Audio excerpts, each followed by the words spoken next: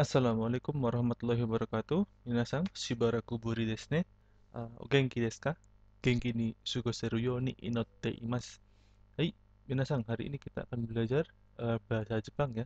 Kita akan belajar jenis-jenis kata. Ini untuk pendahuluan aja, supaya nanti teman-teman bisa mengenali ini kata kerja, kata benda, kata sifat, atau kata keterangan. Nanti berhubungan dengan pembuatan kalimat yang benar. Baik, kita langsung saja. Ada 4 jenis kata. Ada meishi, kata benda, doshi, kata kerja, keiyoshi, kata sifat, fukushi, kata keterangan. Seperti apa kata-katanya tersebut?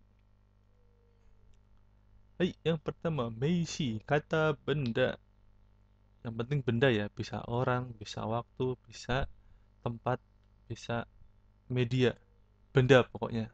Contohnya ada saya, watashi, Pak Naruto, sekolah, mobil, belajar, 18 tahun, umur ya, Juhasai, hari ini, Kyo, Ashita, Kino, Raishu, hari, nama hari, Jumat, tahun, angka, lalu penunjuk waktu ya, jam, tanggal, seperti itu. Ini ada yang sedikit berbeda, yaitu bagian belajar. Kenapa kok berbeda? Karena ada dua jenis kata benda. Kata benda umum atau biasa, seperti yang dicetak biru ini. Kata benda yang dicetak apa nih? Krem mengkilat ini itu adalah kata benda kegiatan. Ada belajar, ada rapat, ada matsuri, festival, seperti itu. Nanti terus ikuti channel ini untuk lebih jauh kita belajar. Hai, lanjut dulu. Ada kata kerja. Wah, ini cukup banyak ya warna-warninya. Jadi ada minum, menjadi, ada, ngomong, makan, tidur, bangun, mandi, datang, melakukan sesuatu. Kemudian tindakan atau kerja ya. Itu di Jepang gampang sekali untuk menandainya. Yang penting dia bisa mempunyai bentuk mas. Coba dilihat bahasa Jepangnya.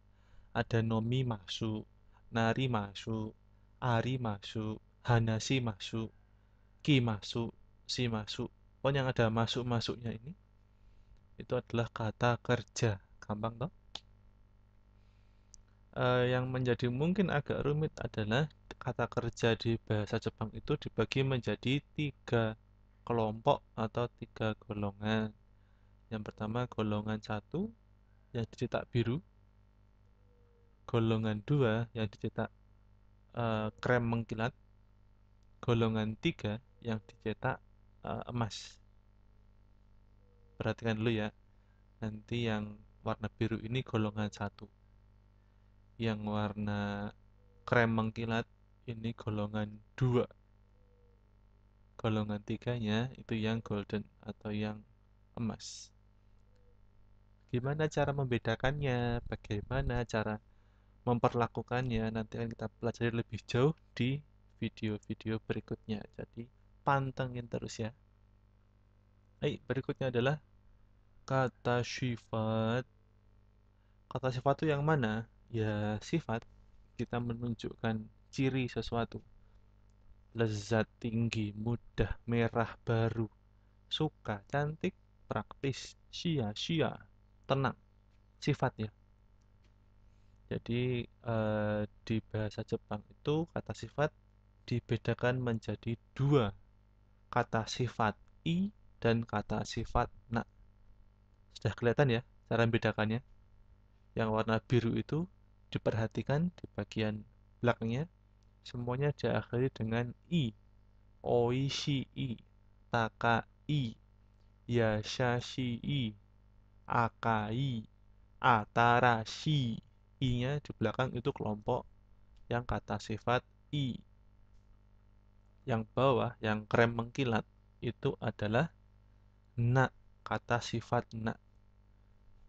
Banyak sekali ada sukina, kireina, bengrina, mudana, shizukana. Seperti itu ya, gampang sekali cara menandainya. Lanjut, kata keterangan. Kata keterangan ini adalah kata yang membantu dalam menunjukkan apa ya? Ya keterangan ya, apa namanya? Memberikan keterangan lebih detail tentang sesuatu. Bisa segera, sebentar ya, si baraku atau coto. Mungkin teman-teman sering dengar coto mate kudasai. Tolong tunggu saya. Sebentarnya coto itu. Si baraku juga bisa. Yukuri, pelan-pelan. Yukuri hanashite kudasai. Tolong bicara secara pelan-pelan. Tiba-tiba, sangat, sedikit, segera. Kadang-kadang dengan kuat. Shikari motte kudasai. Lumayan, kanari. Never, tidak pernah. Keshite.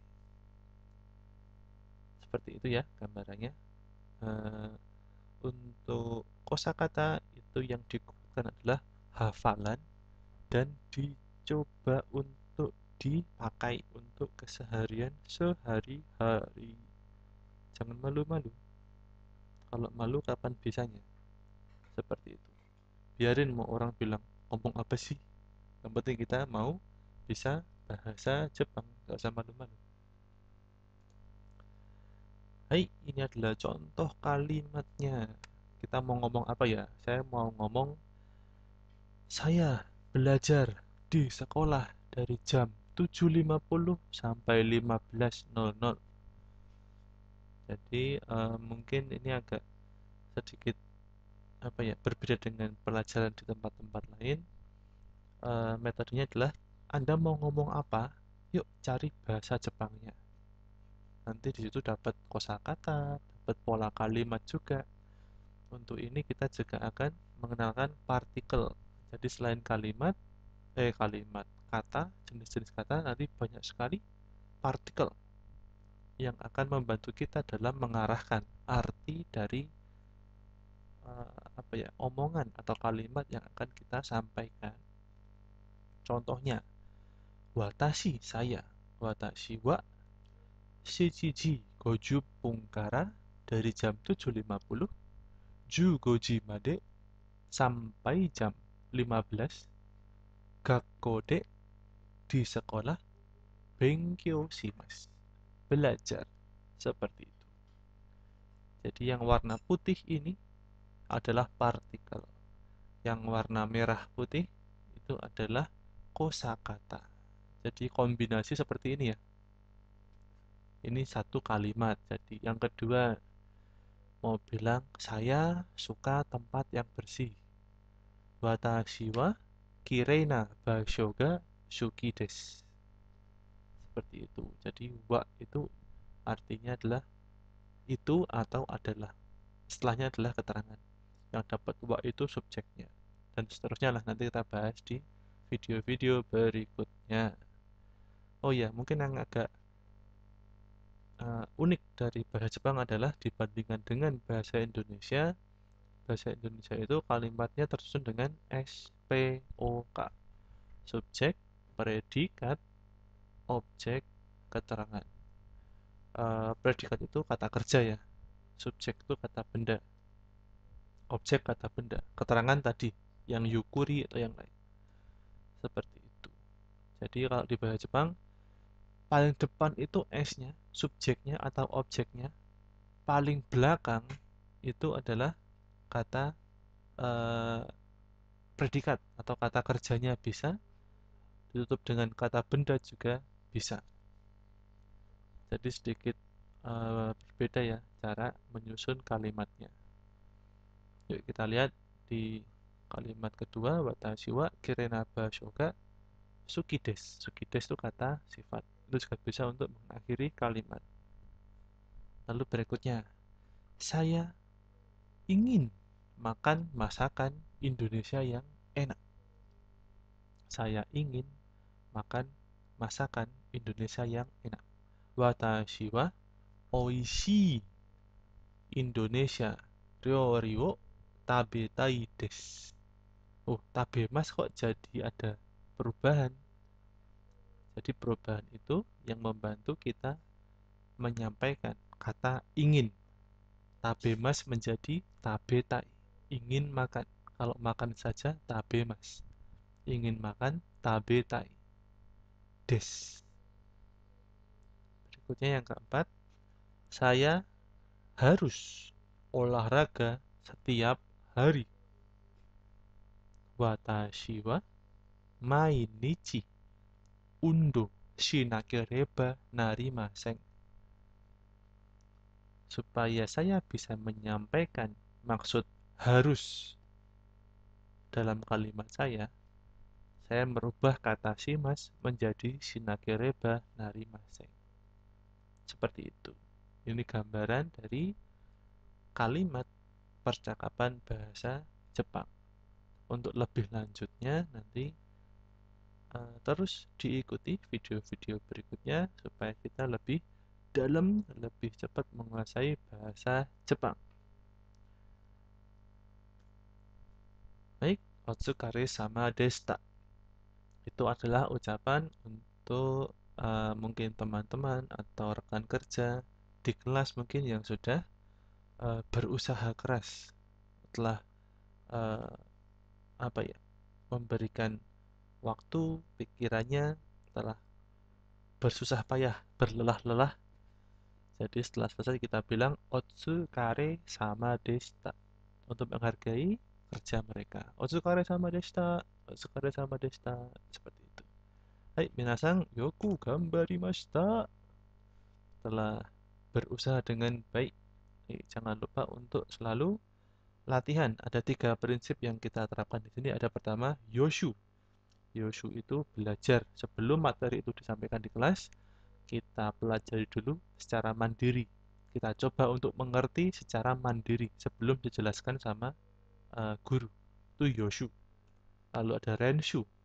Dilatih terus, dilatih terus. Gimana caranya? Renshu itu dengan cara kita sehari-hari nih di rumah. Oh, ini bantal, ini gunting. Saya, siapa namanya ya? Saya pelajar. Ini panci. Itu jauh, itu kompor. Nah, dengan apa keseharian kita di sekitar kita, kita latihan. Gimana sih bahasa Jepangnya untuk ngomong kata-kata tadi? Nah, itu untuk renshu.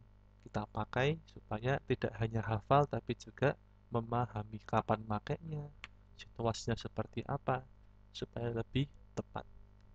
Yang berikutnya adalah fukushu. Fukushu itu adalah pengulangan. Materi-materi yang lalu jangan habis belajar nih, katakanlah 1 jam. Jangan dilupakan, tapi coba 1 jam itu kita apa ya, ulangi lagi, mungkin 1 jam berikutnya istirahat dulu, terus oh tadi belajar apa ya, coba diingat-ingat. Itu fukushu.